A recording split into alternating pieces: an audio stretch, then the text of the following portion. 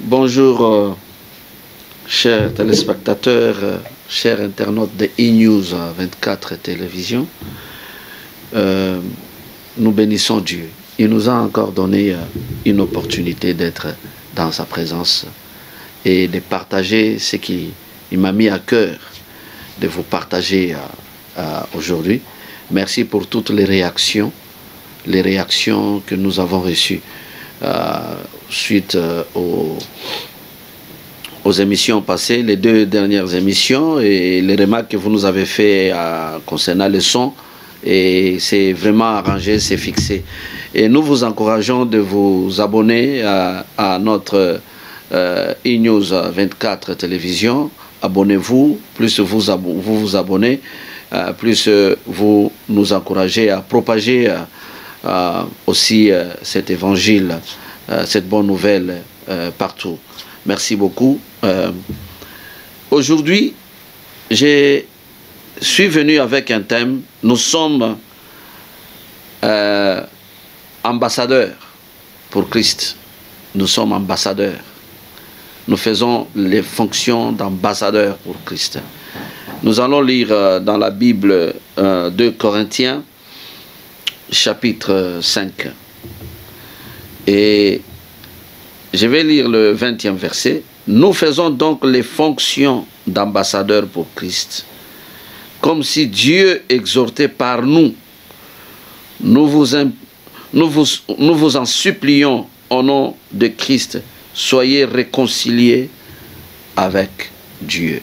Prions. Seigneur, merci. Que cette parole demeure dans nos cœurs, dans nos esprits, afin que nous puissions comprendre ce que tu veux nous parler ce matin. Au nom de Jésus-Christ, nous avons ainsi prié. Amen. Bien-aimé, Paul a écrit, il a dit qu'ils font les fonctions d'ambassadeurs pour Christ. C'est au travers d'eux qu'ils sont en train d'exhorter. Alors ici, moi j'ai voulu que nous puissions d'abord voir qu'est-ce que c'est un ambassadeur. J'ai béni Dieu parce que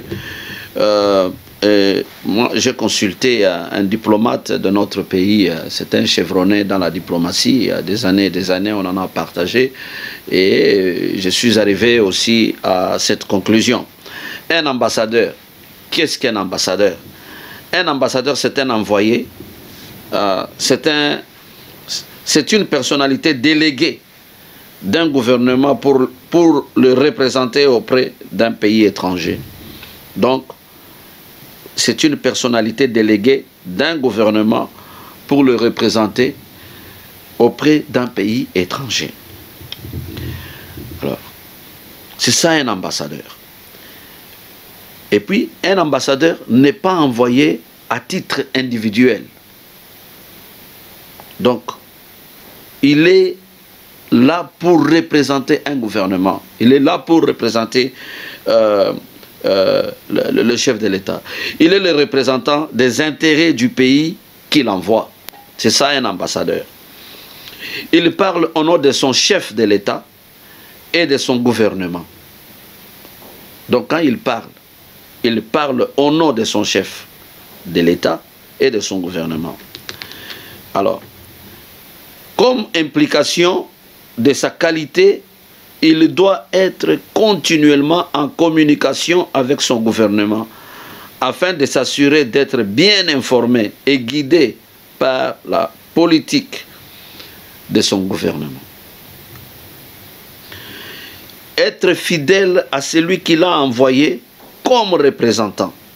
Donc vous voyez que il doit garder cette communication, donc il doit être en communication d'une manière permanente pour qu'il soit mieux informé. C'est ça ce qui est implication de ces fonctions-là. Un ambassadeur a des droits ou des privilèges et il a aussi des obligations. Alors, parmi les privilèges, nous prenons ce qui est beaucoup plus marquant, ce sont des immunités.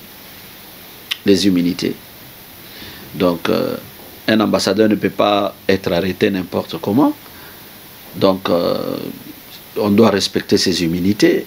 Pour l'arrêter, il faut enlever ses immunités. Nous voyons même des parlementaires, nous voyons donc ils sont couverts par des immunités.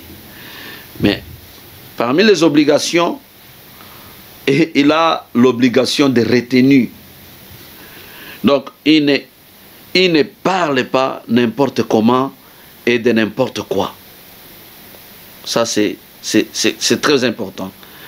Ne pas s'immiscer dans les affaires internes de l'État où il exerce ses fonctions. Donc il ne peut pas interférer, il ne peut pas s'immiscer. Vous voyez? Donc, en bref, j'ai voulu vous donner un peu qu'est-ce que c'est un ambassadeur. Si je peux ajouter un autre élément, c'est que la situation économique, par exemple, du pays où il travaille, il exerce ses fonctions, ne l'affecte pas. Parce que lui dépend directement, il dépend directement de son pays. Par exemple, moi, nous sommes en Australie, l'ambassadeur de l'Australie au Congo, même si la conjoncture économique ou la situation est très difficile au Congo, ça ne l'affecte pas, lui. Donc, lui dépend directement de son pays. Alors maintenant, analysons quand la parole de Dieu dit que nous sommes ambassadeurs de Christ. C'est-à-dire, Christ nous a confié une mission. Christ nous a donné un travail à faire dans ce monde ici. Ce travail est de réconcilier les hommes avec Dieu. C'est ça le plus grand travail que nous avons. Mais nous avons aussi des droits, nous avons aussi des obligations. C'est-à-dire, nous devons être en communion, nous devons être en communication permanente avec Christ. Nous ne pouvons pas ouvrir nos bouches, parler n'importe comment. Vous savez, quand nous remarquons souvent les hommes de Dieu, quand nous remarquons à la télévision, quand ils sont en train de parler, ou quand il y a une situation, la manière dont ils parlent, hein, vous sentez vraiment que ça, ce n'est pas la parole de Christ. Bien qu'il parle au nom de Christ, mais ce n'est pas la parole de Christ. Pourquoi? Parce qu'il n'est pas en communication permanente. Donc, pour comprendre la volonté de Christ dans tout ce qu'il fait. Donc, nous avons aujourd'hui des ambassadeurs de Christ qui ne dépendent pas de Christ qui les a envoyés. Ils ne sont pas fidèles, donc ils ne sont pas soumis. Donc, mais ils parlent quand même. Il parle quand même. Donc, je suis en train d'interpeller, toi, enfant de Dieu, toi, homme de Dieu, tu dois connaître que tu es en train d'exercer les fonctions d'ambassadeur de Christ. Quand tu exerces ces fonctions d'ambassadeur de Christ, tu dois savoir que la première des choses, tu fais la volonté de celui-là qui t'a envoyé. C'est lui qui t'a envoyé. Tu peux avoir tes propres émotions, tu peux avoir tes propres sentiments, mais ce ne sont pas tes émotions et tes sentiments que tu dois présenter, mais plutôt tu dois présenter la volonté de celui qui t'a envoyé.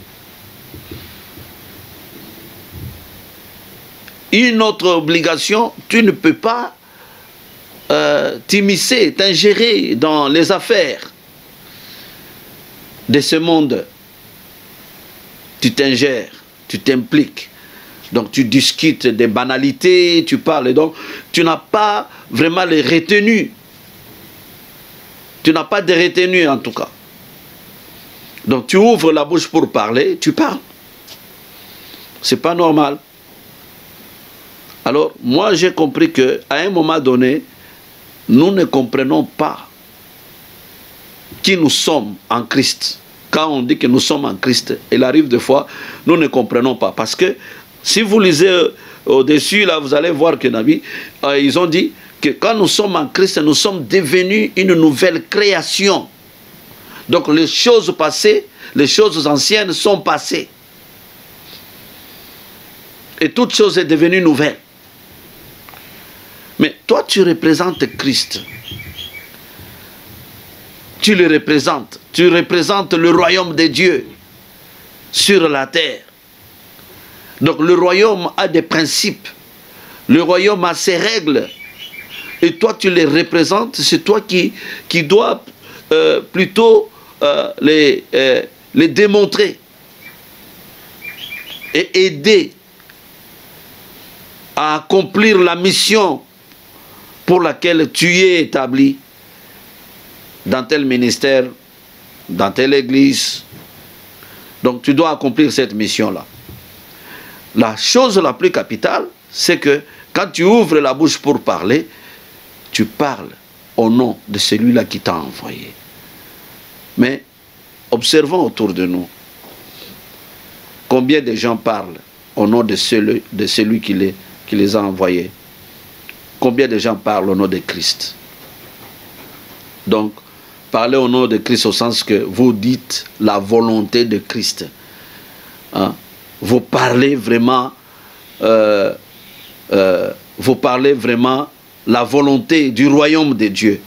Alors, aujourd'hui, il y a une confusion très grande.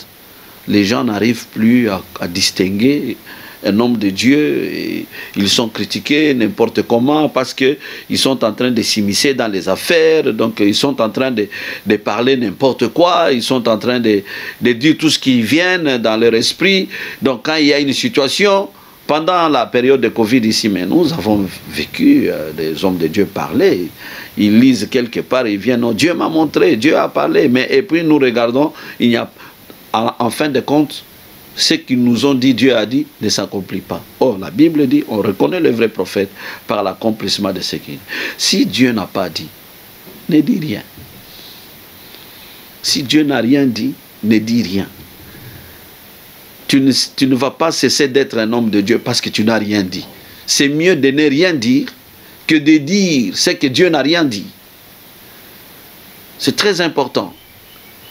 Nous sommes ambassadeurs pour Christ. Nous devons faire attention. Nous pouvons avoir nos propres opinions sur des affaires courantes. Nous pouvons avoir nos propres opinions sur ce qui se passe dans le monde. Nous pouvons avoir nos propres opinions. Mais quand je me tiens devant pour parler, moi je sais qui je suis. Je fais beaucoup attention à ce que je suis en train de dire. Comme présentement là, je suis en train de parler.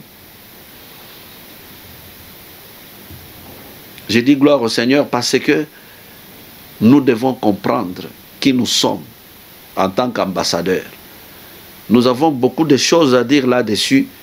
Nous avons beaucoup de choses à dire là-dessus, mais moi j'ai voulu juste dans ces peu de minutes que nous avons, que vous puissiez comprendre que nous avons un grand rôle à jouer pour le royaume de Dieu sur cette terre où nous sommes en train de vivre. Nous devons faire beaucoup plus la volonté de notre Seigneur. Nous devons faire la volonté de Christ. Nous devons faire attention. Vous êtes envoyés par Christ. Vous représentez Christ. Vous représentez le royaume de Dieu. Même dans votre famille, vous le représentez. Dans votre communauté, vous le représentez. Dans votre société, vous le représentez. Alors, bien-aimés, si vous vous mettez en tête, vous réalisez qui vous êtes en Christ, je crois que vous allez contrôler les mots.